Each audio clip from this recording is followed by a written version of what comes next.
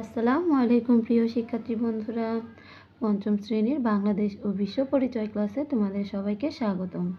2025 সালে তোমাদের যে নতুন পাঠ্য বইটি রয়েছে তারই অধ্যায় 7 মানবাধিকার যে অনুশীলনটি রয়েছে তারই অনুশীলনীমূলক সকল প্রশ্নের উত্তরগুলো আজকে আমি তোমাদেরকে পড়ে শোনাবো। দেখো, অনুশীলনীর প্রশ্নের মধ্যে রয়েছে অল্প কথায় উত্তর দাও, 3টি প্রশ্ন রয়েছে। এরপর প্রশ্নগুলোর উত্তর দাও, অর্থাৎ বর্ণনামূলক প্রশ্ন রয়েছে 3টি। এই প্রশ্নের উত্তরগুলো দিব। এছাড়া যে তোমাদের পরীক্ষার মধ্যে যে শূন্যস্থান আসবে, এরপরে বাম থেকে ডান পাশের বাক্যাংশের সঙ্গে মিলকরণ আসবে। তোমাদের পরীক্ষায় এই অধ্যায় থেকে যে সকল প্রশ্নগুলো আসতে পারে আমি সেই সকল প্রশ্নগুলো তোমাদেরকে আজকে পড়ে শোনাবো। তাহলে দেরি না করে আসো ভিডিওটি শুরু করি। শিক্ষার্থী বন্ধুরা, চ্যানেলটিকে সাবস্ক্রাইব করে দিলে তোমাদের দেওয়া প্রত্যেকটি ভিডিও আমি ছাড়ার সঙ্গে সঙ্গে তোমাদের কাছে পৌঁছে যাবে। আর সাবস্ক্রাইব না করলে আমার দেওয়া ভিডিওগুলো তোমাদের কাছে পৌঁছবে না। দেখো, আমরা প্রথমে প্রশ্নটি দেখতে পেরেছি অটিস্টিক শিশুর 3টি বৈশিষ্ট্য লেখো। তাহলে অটিস্টিক শিশুর 3টি বৈশিষ্ট্য হচ্ছে, 3টি বৈশিষ্ট্য হলো: 1, অটিস্টিক শিশু শারীরিকভাবে সম্পূর্ণ সুস্থ। 2, অটিস্টিক শিশুরা সকল কাজ একই নিয়মে করতে চায়। 3, অটিস্টিক শিশুরা আলো, শব্দ, গতি, স্পর্শ বা স্বাদের ক্ষেত্রে অতি সংবেদনশীল থাকে। এরপর 5, অন্যের স্পর্শে তারা আটকে ওঠে। 6 নম্বর বলছে তারা একই কাজ একটানা করতে থাকে। এরপরে বলেছে তারা খেলনা দিয়ে না খেলে শক্ত করে ধরে বসে থাকে, গন্ধ নেয় বা ঘন্টার পর ঘন্টা সেগুলোর দিকে তাকিয়ে থাকে। এরপরে দেখো 2 নম্বর প্রশ্নে বলেছে শিশু অধিকার লঙ্ঘনের 3টি উদাহরণ দাও। উত্তর: শিশু অধিকার লঙ্ঘনের 3টি উদাহরণ হলো: 1, 18 বছরের নিচে কোনো শিশুকে শিশু শ্রমে নিয়োগ করা। তারপর 2, পরিবারের অসচ্ছলতার কারণে শিক্ষার অধিকার থেকে বঞ্চিত করা। 3, সামান্য কারণে বা বিনা কারণে শিশুর শারীরিক নির্যাতন করা। 4, বাল্যবিবাহ। এরপর 3 নম্বরে বলেছে সামান্য কারণে বা বিনা কারণে শিশুদের শারীরিক নির্যাতন করা। 4, বাল্যবিবাহ। এখান থেকে যে কোনো 3টি দিয়ে দিবে তোমরা। 3টি চেয়েছে, এখানে বেশি দেওয়া আছে কিন্তু তোমরা 1, 2, 3 এই 3টি দিতে পারো। এরপর প্রশ্ন বলেছে নারী অধিকার লঙ্ঘনের 3টি উদাহরণ দাও। উত্তর: নারী অধিকার লঙ্ঘনের 3টি উদাহরণ হলো: 1, শিক্ষাক্ষেত্রে মেয়েদেরকে ছেলেদের ন্যায্য সুযোগ না দেওয়া। 2, যোগ্যতা থাকা সত্ত্বেও মেয়েদের চাকরি থেকে বিরত রাখা। 3, কাজের ক্ষেত্রে মেয়েদের ছেলেদের সমান পারিশ্রমিক না দেওয়া। এইভাবে এই 3টি উদাহরণ দিয়ে দিবে।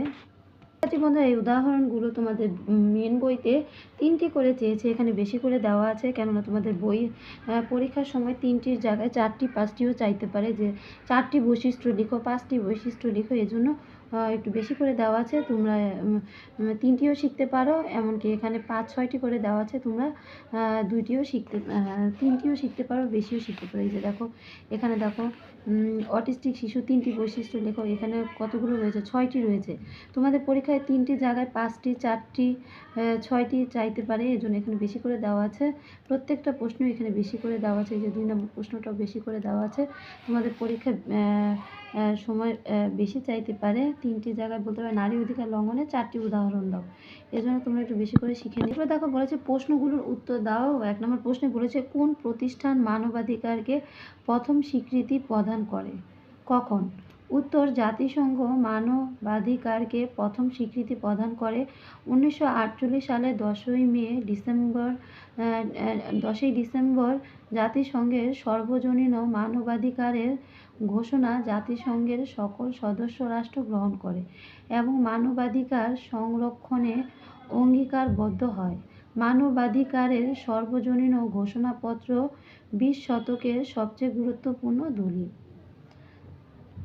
তাহলে তোমরা বুঝতে পেরেছ যে কোন প্রতিষ্ঠান মানবাধিকারের প্রথম স্বীকৃতি প্রদান করে এবং কখন, এখানে দেওয়া আছে দেখো। এরপরে 2 নম্বর প্রশ্নে বলেছে শিশু শ্রমের কারণে শিশুরা কোন অধিকারগুলো থেকে বঞ্চিত হয়? উত্তর, শিশু শ্রমের কারণে শিশুরা সাধারণত যে সকল অধিকার থেকে বঞ্চিত হচ্ছে তা হলো: ১. পুষ্টিকর খাদ্য গ্রহণের অধিকার থেকে বঞ্চিত হয়। ২. নিরাপদ আশ্রয়ের অধিকার থেকে বঞ্চিত হয়।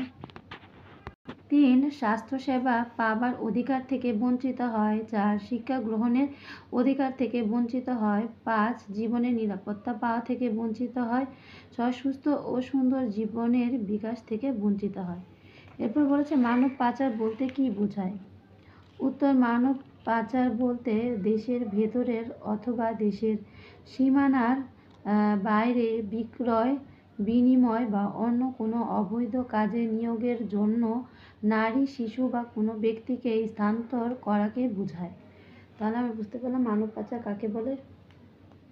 এখন দেখো শিক্ষার্থী বন্ধুরা, তোমাদের এই অধ্যায়ের উপরে তোমাদের যে প্রশ্নটি থাকবে পরীক্ষার প্রশ্নের প্রথমে থাকবে সংক্ষিপ্ত প্রশ্নের উত্তর দাও। এরপরে 2 নম্বরে থাকবে সঠিক শব্দ দিয়ে শূন্যস্থান পূরণ করে। এই যে এখানে অসংখ্য শূন্যস্থান রয়েছে, এই শূন্যস্থানগুলো তোমরা পড়ে নিবে, তোমাদের পরীক্ষা এগুলো থেকে আসবে। দেখো শূন্যস্থানগুলো রয়েছে, এখানে বলেছে বাংলাদেশে ড্যাশ বছরের কম বয়সী শিশুদের শ্রম বেআইনি। এই ড্যাশে হবে কি 18 বছরের কম বয়সী শিশুদের শ্রম বেআইনি। 2 নম্বর বলেছে অটিস্টিক শিশুদের কোনো একটি বিশেষ জিনিসের প্রতি প্রবল ড্যাশ থাকে। এখানে হবে কি প্রবল আকর্ষণ থাকে।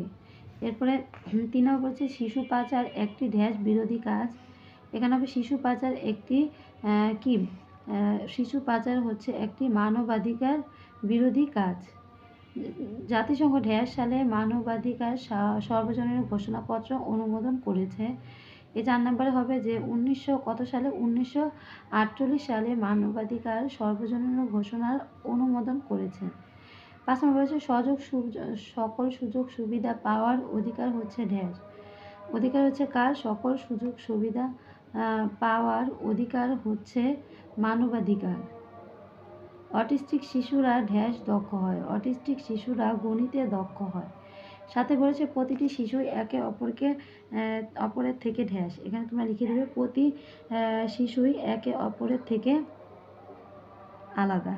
এরপর 8 নম্বরে বলেছে নারী ও শিশু পাচার হলো ড্যাশ বিরোধী কাজ। এখানে হবে নারী ও শিশু পাচার হলো এখানে মানবতা বিরোধী কাজ। এই 8 নম্বর এখানে হবে মানবতা বিরোধী কাজ ড্যাশ সমান অধিকার, নারী পুরুষ সমান অধিকার। 10 নম্বর বলেছে জাতিসংঘ ড্যাশ সালের 10ই ডিসেম্বর মানবাধিকার সর্বজনীন ঘোষণাপত্র অনুমোদন করেছে। 10 নম্বরে হবে এই ড্যাশে কি হবে দেখো, জাতিসংঘ 1948 সালের 10ই ডিসেম্বর মানবাধিকার সার্বজনীন ঘোষণাপত্র অনুমোদন করেছে। এরপর 11 নম্বর বলেছে মানুষের অধিকারের স্বীকৃতি দিয়ে জাতিসংঘ অনুমোদন করেছে। এই ড্যাশে কি হবে, মানুষের অধিকারকে স্বীকৃতি দিয়ে জাতিসংঘ অনুমোদন করেছে। এই 11 নম্বর ড্যাশ হবে মানবাধিকার সার্বজনীন ঘোষণাপত্র অনুমোদন করেছে। শিক্ষার্থী বন্ধুরা, তোমরা এগুলো পড়ে নিবে, ভিডিওটি অনেক বড় হয়ে যাবে। দেখো এখানে প্রায় 23টি শূন্যস্থান রয়েছে। 23টি শূন্যস্থানের উত্তরগুলো এই যে নিচে দেওয়া আছে, তোমরা এগুলো পড়ে নিবে। তোমাদের পরীক্ষায় 2 নং প্রশ্নেই কিন্তু এই শূন্যস্থান পূরণগুলো রয়েছে।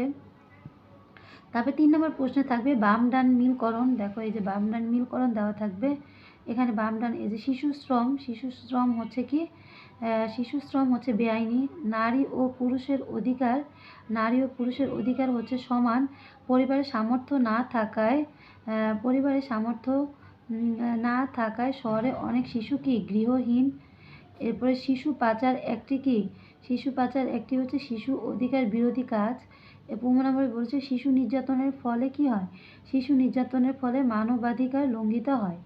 এভাবে তোমরা এই যে উত্তরগুলো নিচে দেওয়া আছে, তোমরা ভালো করে পড়ে নিবে। তোমাদের পরীক্ষার জন্য এগুলো খুবই গুরুত্বপূর্ণ। তোমরা এই অতিরিক্ত বাম পাশের সঙ্গে ডান পাশের বাক্যাংশগুলো পড়ে নিবে। এই যে এখানে একটা রয়েছে, এটার উত্তরের নিচে দেওয়া আছে। 3 নম্বরে একটি বাম পাশের সঙ্গে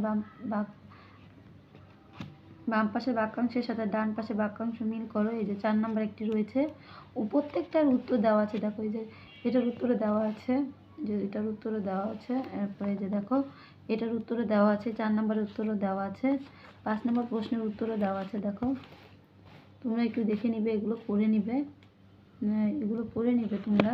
এরপর 4 নম্বরে তোমাদের পরীক্ষায় কিছু কাঠামোবদ্ধ প্রশ্ন দেওয়া থাকবে। তোমরা এই কাঠামোবদ্ধ প্রশ্নগুলো পড়তে পারো। এই যে দেখো এখানে দেওয়া আছে, আমি পড়ে শোনালে ভিডিওটি অনেক বড় হয়ে যাবে। এই যে এগুলো তোমরা স্ক্রিনশট দিয়ে নিতে পারো অথবা খাতায় তুলে তারপর তোমরা এগুলো শিখতে পারো। দেখো এখানে অনেকগুলো দেওয়া আছে, কোনটা তোমাদের পরীক্ষায় আসবে এগুলো তোমরা পড়ে নিবে। এগুলো বিভিন্ন বোর্ডে এসেছে। দেখো একটা প্রশ্ন দিলে তোমরা 10 নম্বর করে পেয়ে যাবে। এই প্রশ্নের উত্তরগুলো তোমরা ভালো করে পড়ে নিবে। যে শিশু শ্রম কী, শিশু শ্রম রোধ করার প্রয়োজন কেন, এগুলো তোমরা পড়বে। এগুলো এই অধ্যায়ের প্রশ্নগুলো খুবই সুন্দর, তোমরা এগুলো ভালো করে পড়ে নেবে শিক্ষার্থী বন্ধুরা। তোমাদের পরীক্ষার এই অধ্যায়ের উপরে প্রস্তুতি নেওয়ার জন্য তোমরা এই প্রশ্নের উত্তরগুলো পড়ে নিবে। এখানে দেওয়া আছে, উত্তরগুলো তোমরা একটু দেখে নিবে, ধারণা নিবে, যাতে তোমরা পরীক্ষার হলে আসতে তোমরা লিখতে পারো। যেখানে একটি রয়েছে, এই যে 9 নম্বর 10 নম্বর, এখানে অনেকগুলো দেওয়া আছে, এখান থেকে তোমরা শিখতে পারো। তাহলে শিক্ষার্থী বন্ধুরা আজকের মতো এই পর্যন্ত। পরবর্তী ভিডিওটা দেখার জন্য আমন্ত্রণ রইল। চ্যানেলটি সাবস্ক্রাইব করে পাশেই থেকো, আর ভিডিওটিতে একটি লাইক দিতে ভুলো না। সাবস্ক্রাইব না করলে আমার দেওয়া ভিডিওগুলো তোমাদের কাছে পৌঁছবে না, আর সাবস্ক্রাইব করার সঙ্গে সঙ্গে আমি প্রতিদিন যে ভিডিওগুলো ছাড়বো এগুলো তোমাদের কাছে পৌঁছে যাবে। তাহলে আজকের মতো এই পর্যন্ত। শিক্ষার্থী বন্ধুরা ভালো থেকো, আল্লাহ হাফেজ।